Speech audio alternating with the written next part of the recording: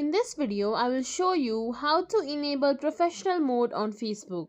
So for that, simply open up your Facebook. From here, click on your profile icon in the bottom right corner. From here, click on Settings and Privacy.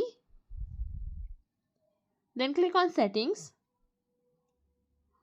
From here, if you scroll down below, here you will find Turn on Professional Mode. Simply click on it. From here, click on Update your profile. Now you can choose your audience. Then click on Next. Here you can see the default audience setting. You can change anything if you like, otherwise simply click on Confirm. You can choose a category, then click on Next. And that's it.